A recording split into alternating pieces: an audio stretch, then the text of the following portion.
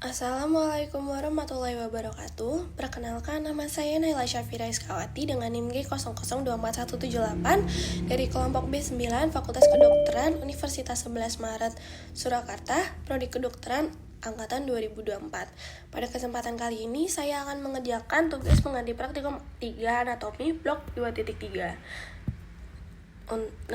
untuk menjelaskan organon vestibulocochlearis dan orbita et apparatus lacrimalis et oculus.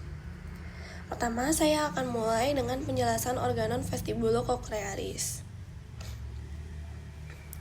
Yang pertama itu dia ada auris externa atau telinga luar. Jadi fungsinya itu untuk sebelumnya di organon vestibulocochlearis itu dia terdiri dari beberapa bagian, yaitu ada auris externa, lalu ada membran timpani, lalu auris media dan auris interna. Yang pertama kita mulai dari auris externa atau telinga luar. Fungsinya untuk mengumpulkan dan memfokuskan gelombang suara dari lingkungan ke dalam liang telinga atau meatus acousticus externus menuju membran timpani. Untuk strukturnya dia ada auricula atau pinna yang terbuat dari tulang rawan elastis kecuali di lobulus auriculainya yang terdiri dari jaringan adiposa. Bagian-bagian pentingnya ada helix dan antihelix, yaitu lipatan utama dan sekunder, lalu tragus dan antitragus sebagai pelindung liang telinga, lalu ada incisura intertragica, yaitu celah di antara keduanya, dan ada congkai, yaitu bagian terdalam yang mengarah ke liang telinga. Lalu terdapat musculi auriculae, yaitu otot kecil di sekitar auricula.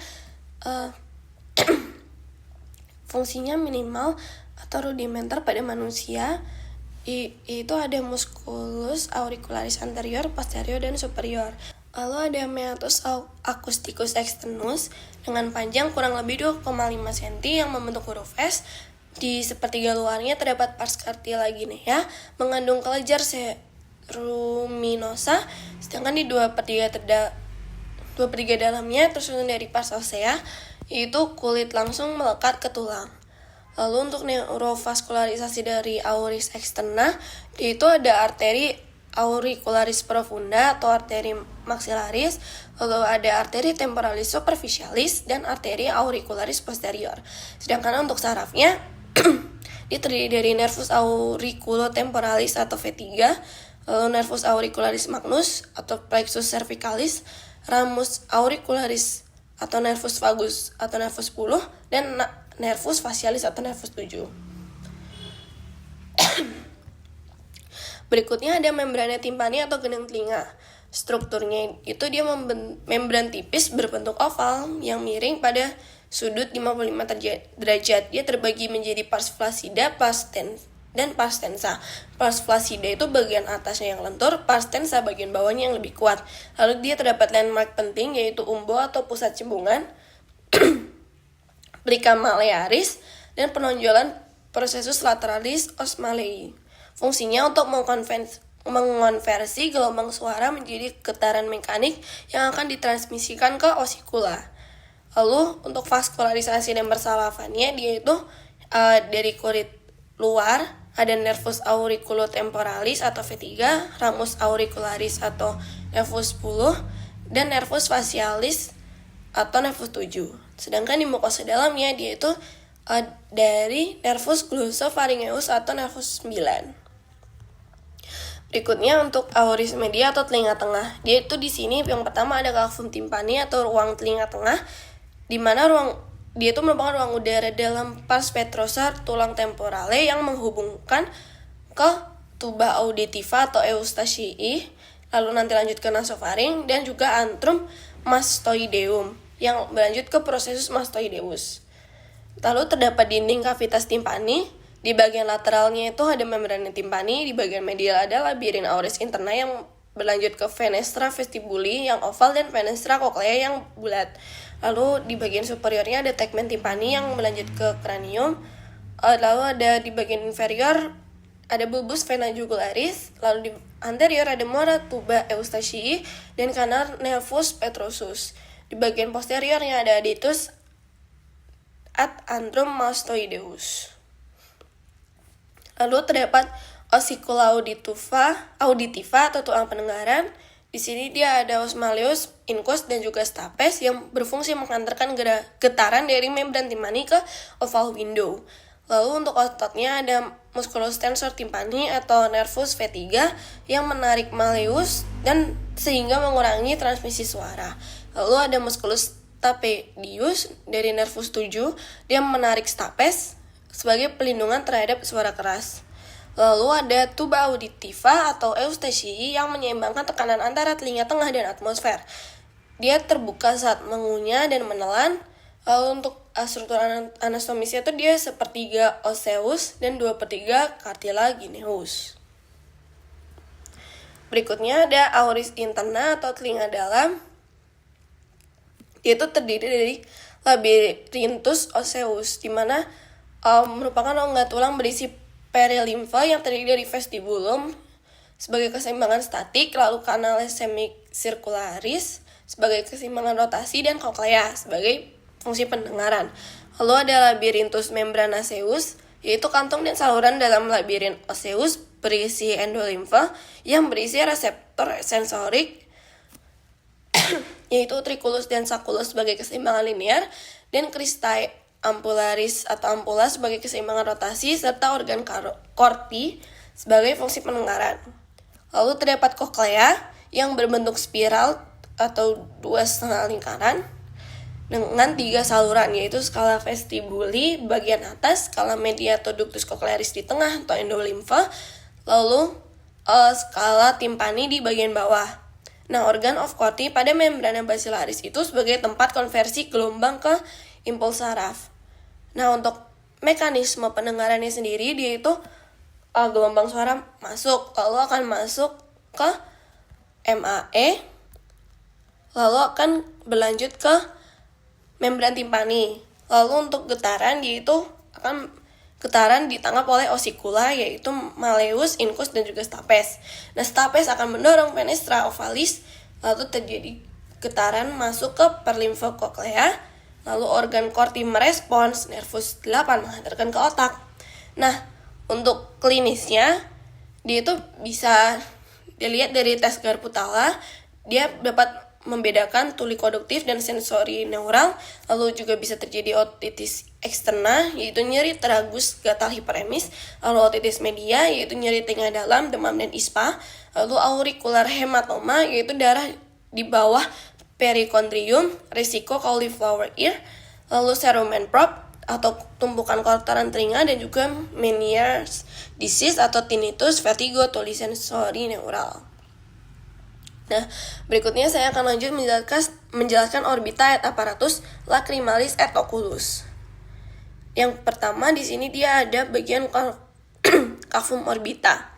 Itu fungsinya sebagai rumah bola mata dan strukturnya yaitu saraf otot dan pembuluh. Bentuknya dia seperti piramida 4 sisi. Di bagian apex dia terdapat canalis opticus yang terdiri dari nervus opticus dan arteri ophthalmica. Di basisnya ada margo orbitalis, dan di dindingnya di superior dia terdiri dari os frontale, ala minor os sphenoidale, lalu di medial ada os ethmoidal dan os lacrimal, pars nasalis maxillae. Lalu di inferior ada maxilla os palatinum, lalu di lateral ada os zygomaticum, ala mayor os sphenoidale. Berikutnya ada palpebra atau kelopak mata dan apparatus lacrimalis. Untuk struktur palpebra sendiri, dia itu ada tarsus atau rangka fibrosa kelopak. Lalu ada 5 palpebrarum, yaitu celah antara kelopak, dan juga canthus atau sudut medial dan lateral. Lalu juga terdapat ligamen, yaitu palpebralis medialis atau lateralis. Lalu ada kelenjar kelopak, yaitu glandula tersales atau meibom, di mana dia itu tempat sekresi lipid untuk mencegah evaporasi air mata.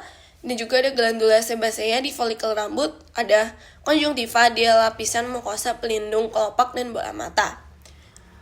Lalu untuk aparatus lacrimalis sendiri, dia itu ada glandula lacrimalis sebagai tempat produksi air mata, lalu ada ductus excretorius sebagai drainase ke fornix conjunctiva dan punctum lacrimale. Lanjut ke canaliculi, lanjut ke saccus, lalu ke ductus nasolacrimalis, lalu jadi meatus nasi inferior. Berikutnya ada bulbus oculi atau bola mata. Dia untuk lapisannya terdiri dari tunika fibrosa, yaitu pelindung. Dia ada sklera yang putih dan kuat, dan ada kornea yang transparan untuk memfokuskan cahaya. Lalu ada tunika vasculosa atau uvea yang terdiri dari koroid sebagai nutrisi untuk retina, dan corpus ciliare, akomodasi lensa via musculus ciliaris. Lalu ada iris, yaitu warna mata mengatur ukuran pupil. Lalu ada tunika nervosa, yaitu terdiri dari retina yang mengandung fotoreseptor berbentuk batang dan kerucut. Lalu ada pars optica retinae sebagai area penglihatan, dan pars ciliaris retinae yang tidak mengandung fotoreseptor. Selanjutnya ada bagian retinanya. Dia terdiri dari makula lutea, yaitu area penglihatan tajam, fovea centralis, pusat akurasi visual tertinggi, dan discus nervi optici, yaitu kepala saraf optik.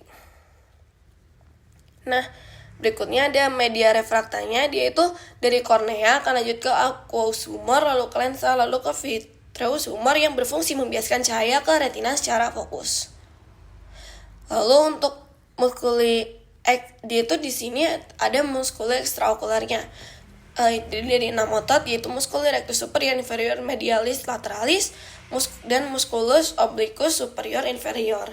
Nah, untuk saraf pengontrolnya, dia itu terdiri dari nervus cranialis 3 semua, lalu ada nervus cranialis 4, trochlearis, yaitu di obliquus superior.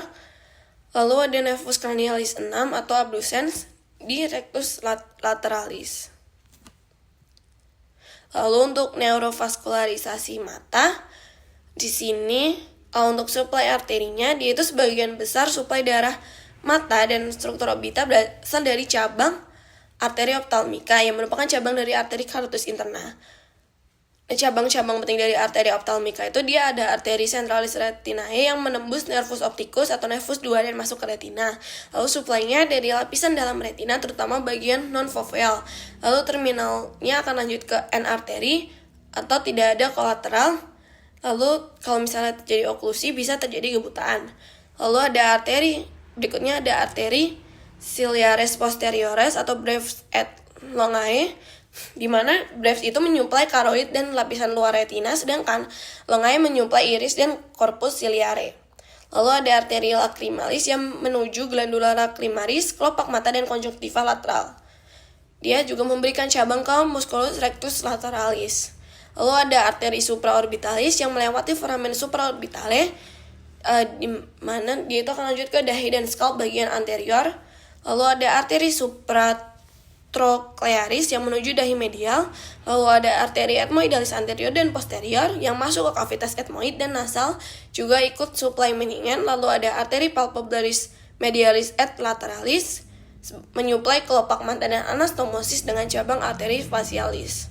Lalu terdapat suplai tambahan dari arteri maxillaris via arteri infraorbitalis, lalu juga dari arteri facialis, anastomosis di kelopak mata dan konjungtiva. Lalu ada arteri meningia media ke orbita via foramen meningorbitale yang sifatnya itu opsional sebenarnya.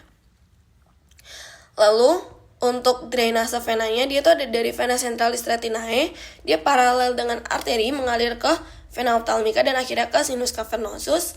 Lalu ada vena vorticosa atau venae vorticosae, mengalirkan darah dari koroid dan struktur posterior mata menuju ke vena ophthalmica. Lalu terdapat vena ophthalmica superior dan inferior, di mana superior yaitu drainase struktur superior orbita akan lanjut ke sinus cavernosus, sedangkan yang inferior itu drainase struktur inferior orbita akan lanjut ke sinus cavernosus atau vena facialis. Nah, untuk klinisnya sendiri, anastomosis antara vena wajah atau facialis dan vena ophthalmica memungkinkan infeksi wajah menyebar ke sinus cavernosus yang akan melanjut ke sinus cavernosus thrombosis. Atau dapat disebut sinus cavernosus thrombosis. Lalu untuk persarafan mata dan orbita, dia itu ada persarafan somatik, yaitu motorik ekstraokular yang mengendalikan otot-otot menggerak bola mata. Yaitu di sini otot mata saraf pengontrolnya itu ada erectus superior yang mengontrol nervus oculomotorius 3. Pokoknya nervus oculomotorius atau nervus 3 itu di diatur oleh musculus rectus superior, inferior, dan medialis. Lalu nervus oculomotorius itu dia mengatur musculus obliquus inferior, lalu musculus obliquus superior itu dikontrol oleh nervus cochlearis atau 4, lalu musculus rectus lateralis diatur oleh nervus abducens atau nervus 6. Nah, sedangkan di persarafan sensoriknya yaitu ada nervus opticus atau nervus 2 yang menghantarkan impuls saraf visual dari retina ke otak, lalu ada nervus nasociliaris yang merupakan cabang dari nervus ophthalmicus, lalu cabang sensorik ke kornea sebagai refleks dari nyeri dan berkedip. Lalu ada nervus lacrimalis atau V1 sensorik ke kelenjar lakrimal dan kelopak lateral, dan nervus frontal yang sensorik ke dahi dan kelopak atas. Nah, untuk persarafan otonomnya dia itu terdiri dari simpatis dan parasimpatis. Simpatisnya itu asalnya dari ganglion cervicale superior ke plexus caroticus interna.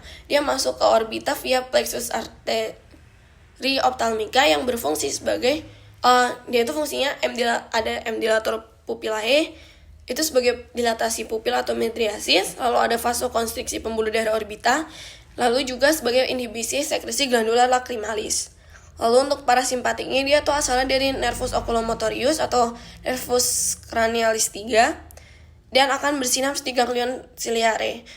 Nah, postganglioniknya masuk ke mata melalui nervix ciliaris brevis.